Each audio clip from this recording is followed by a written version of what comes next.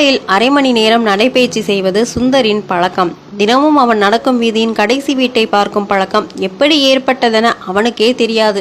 யாரையோ உறக்க பெயர் சொல்லி அழைக்கும் சத்தம் வீதி வரை கேட்க அக்குரலின் வயது என்னவாக இருக்கும் என்று மனதில் ஆராய்ச்சி துவங்கியது. குரலின் இனிமையும் வசீகரமும் அவள் அழகை சொல்லாமல் சொல்லியது. மீண்டும் மாலையில் ஒரு முறை நடந்தான்.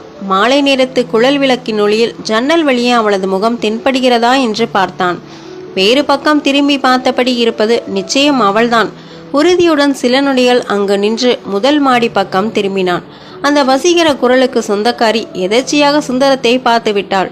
இத்தனை நாட்களாக சுந்தரின் உறக்கத்தை கெடுத்து கொண்டிருந்த அந்த அழகி இவன் சற்றும் எதிர்பாராத போது உதடு சுருக்கி காற்றில் ஊதிவிட்டாள். இவன் அதை உள்ளங்கையில் பிடித்து சட்டை பையில் ஒளித்து வைத்தான். ஒரு ஆணின் அன்பை உணராது எந்த பெண்ணும் சந்தோஷமாக வாழ்ந்ததில்லை. பெண்ணின் உணர்வுகளை புரிந்து கொள்ளாத ஆண்கள் இவ்வுலகில் எதையும் சாதித்தது இல்லை என்ற வழக்கத்தை மீறாமல் சுந்தர் கிருத்திகா இருவரின் காதல் இரு வீட்டுக்கும் தெரிந்து திருமணத்தில் போய் முடிந்தது. முதலிரவு அன்று உங்களுக்கு தெரியுமா, இறைவா நல்ல அழகும் அறிவும் உள்ள ஒருவனை கணவனாக்கு என்று பிரார்த்தனை செய்தேன் என்றாள் கிருத்திகா. சரி, இறைவன் என்ன பதில் சொன்னான் என்றான் சுந்தர். அறிவாளிகள் திருமணம் செய்து கொள்வதில்லை என்றாள் கிருத்திகா. அடிக்கள்ளி, நீ சொல்வது புரியாத அளவிற்கு நான் என்ன முட்டாளா என்று அவள் சேலையை பிடித்து இழுத்தாள் சுந்தர். அறிவாளியும் இல்லையே, அதான் திருமணம் வரை வந்து விட்டீர்களே என்றாள் கிருத்திகா. காதல் காண்டம் திருமண வைபோக காண்டமாக மாறினாலும் நாள்பட இருவருக்கும் இடையே கண்ணுக்கு புலப்படாத சுவர் ஒன்று கிளம்பி தன் உயரத்தை அதிகரித்து கொண்டிருந்தது. இருவருமே வேலைக்கு போய் சம்பாதிப்பதால் பெரும்பாலும் அது உன் பணம் என் பணம் என்ற பேதம் பிறந்தது. திருமணமாகிய 5-6 ஆண்டுகள் ஆன பிறகும் குழந்தை பாக்கியமில்லை. அது ஒன்றும் பெரிய காரணமில்லை என்றாலும் சுந்தர் கிருத்திகா வாழ்க்கை பெரும்பாலும் வெறுமையான மௌனங்களில் கழிய துவங்கியது. சில சமயங்களில் அந்த மௌனம் வெடித்து வார்த்தை யுத்தமாகியது. இந்த தேவையில்லாத காதல் திருமணத்தில் முடிந்ததுதான் என் வாழ்க்கையை மாற்றிவிட்டது. எனக்கு சாகலாம் போல் இருக்கிறது என்றான் சுந்தர். நீங்கள் எதற்கு சாக வேண்டும், நானே சாகிறேன் என்று எதிர்குரல் கொடுத்தாள் கிருத்திகா. ஒரு கட்டத்தில் வார்த்தைகள் தடித்து வன்மம் வெடித்தது. கேட்க சகிக்க முடியாத வகையில் இருவர் பேச்சும் மாறியது.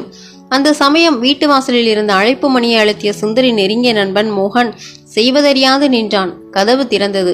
அங்கே நிசப்தம் நிலவியது. என்ன இவ்வளவு அமைதி, நான் தவறான நேரத்தில் வந்துட்டேனா என்று மோகனை செயற்கை புன்னகையுடன் உட்கார சொன்னான் சுந்தர். அடுத்த சில நிமிடங்களில் மூவருக்கும் தேநீர் எடுத்து வந்தாள் கிருத்திகா. சுந்தர், கிருத்திகா, நான் சொல்வதை நீங்க தப்பா எடுத்துக்க வேண்டாம். நீங்கள் இருவரும் பேசிக்கொள்வது தெரு வாசல் வரை கேட்கிறது. அப்படி என்ன பிரச்சனை? நான் தலையிடலாம் என்றால் சொல்லுங்கள், இல்லையெனில் கிளம்பி இன்னொரு நாள் வருகிறேன் என்றான் மோகன். காற்றால் இலைகள் உதிர்வதில்லை, மாறாக உதிர விரும்பும் இலைகள் காற்றுக்காக காத்திருக்கின்றன. பிறந்தவர் எல்லாரும் இறந்துதான் ஆக வேண்டும். இதற்கு நடுவில் இருப்பதுதான் வாழ்க்கை. பிரச்சனை என்பது ஒரு வார்த்தை அல்ல, நீண்ட வாசகம், சவால். அதை சமாளிக்கும் இடத்தில் நாம் எல்லோருமே இருக்கிறோம் என்றான் மோகன். சரி, டீ ஆறிடும், முதல்ல குடியுங்க, பிறகு பேசலாம். எப்படியும் எத்தனை சொன்னாலும் உங்க நண்பர் கேட்க மாட்டார். அவர் நினைச்சதை தான் செய்வார். நான் சொல்லி நீங்க தெரிஞ்சுக்க வேண்டிய அவசியம் இல்லை என்றாள் கிருத்திகா. டீ குடித்து கிளம்பிய மோகனிடம், டேய் மச்சான் போகாத, நீ எங்க 2 பேரையும் ரொம்ப நல்லா தெரிஞ்சவன். இதற்கு என்ன சொல்ல நினைக்கிறாயோ அதை சொல்லிட்டு போ என்றான் சுந்தர். அதற்கு மோகன், நான் சொல்வதை அட்வைஸ் என்று எடுத்துக்கொள்ள வேண்டாம் என்று பீடிகையுடன் துவங்கினான். பிறகு தன் மொபைல் போனை எடுத்து, இங்க பாருங்க, இன்னைக்கு காலையில் ஒரு பெரியவர் எனக்கு வாட்ஸ்அப்ல இந்த மெசேஜ் அனுப்பியுள்ளார். நமக்கு இந்த நேரத்தில் மிகவும் பொருந்துகிறது. சத்தமா படிக்கிறேன், முடிஞ்சா கேளுங்க என்றான். சரிடா மச்சான், படி என்றான் சுந்தர். உங்க இறுதி ஊர்வலத்திற்கு பின் என்ன நடக்கும் தெரியுமா? ஒரு சில மணி நேரங்களில் அழுகுரல்கள் முழுமையாக அடங்கிவிடும். அடுத்த வேளை உணவுக்கான ஏற்பாடுகள் செய்யப்படும். சொந்தக்காரங்க கொஞ்ச நேரம் உங்க உடல் பக்கத்துல நின்றுட்டு சத்தம் போடாம யாருக்கும் சொல்லாம கிளம்பி விடுவாங்க. கூட்டத்தில் வந்திருக்கும் ஒரு இளம் பெண்ணும் இளைஞனும் காதல் புன்னகையுடன் பரஸ்பரம் போன் நம்பர்கள் மாற்றிக்கொள்வர். சில ஆண்கள் தம் ஒன்று போடவும் டீ கடை வரையும் போய் வரலாம் என்றும் கிளம்புவர். உங்கள் இறுதி சடங்கு முடிந்து பந்தி நடக்கும். சாப்பிட்ட இலைகளையும் குப்பைகளையும் இன்னும் கொஞ்சம் தள்ளி கொட்டி இருக்கலாம் என்று உங்கள் பக்கத்து வீட்டுக்காரர் காதில் விழும்படி சொல்வார். ஏதோ அவசர சூழ்நிலையால் துக்கத்திற்கு நேரில் வர இயலவில்லை என்று உங்கள் வீட்டு உறுப்பினரிடம் போனில் பேசுவர் உறவினர். இத்தனை தூரம் வந்தாச்சு, போகிற வழியில் அங்கேயே ஒரு நட போயிட்டு வரலாம் என்று வெளியூர் உறவுகள் சுற்றுலா திட்டங்களை ரகசியமாக போடலாம். இந்த 2 நாட்களில் எவ்வளவு ரூபாய் செலவாகிவிட்டது என்று உங்கள் நெருக்கமான உறவினர் கணக்கு பார்த்து நொந்து போவார். வந்திருந்த கூட்டம் மெல்ல கரைந்து கலைந்திருக்கும்.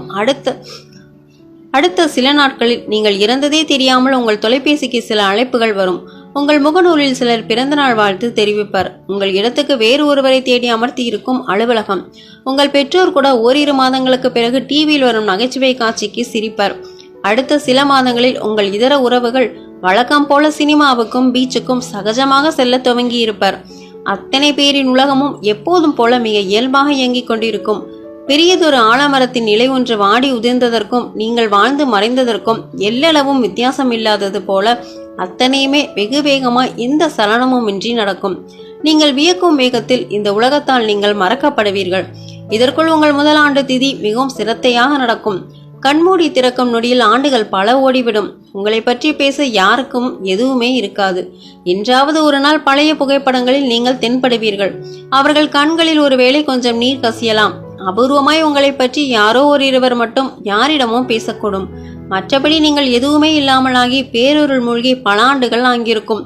உங்களை இத்தனை சீக்கிரம் மறக்க காத்திருக்கும் மனிதர்களில் யாரை திருப்திப்படுத்த இன்று இப்போது இவ்வளவு சண்டை போட்டுக்கொண்டு சாகிற முடிவு வரை போய்விட்டீர்கள்? மொபைல் போனையே பார்த்து படித்த மோகன் அவனை அறியாமல் தலை நிமிர்ந்த போது அங்கே சுந்தர் கிருத்திகா இருவரையுமே காணவில்லை. அட, யாருக்கு நான் இத்தனை நேரம் படிச்சிட்டு இருந்தேன் என எண்ணியபடி எழுந்து உள்ளே போய் பார்த்தான். சமையல் அறையில் இருவரும் கட்டி அணைத்து விசும்பிக் கொண்டு இருந்தனர். சலனத்தை சங்கடத்தை அந்த அரைமணைப்பு மாற்றிக்கொண்டிருந்தது. சரி, இனி நமக்கு இங்கே வேலை இல்லை என நினைத்தபடி சத்தம் போடாமல் செருப்பை அணிந்து படியிறங்கினான் மோகன். இப்போது அவனது மனதில் நிம்மதி கொடிக்கொண்டிருந்தது.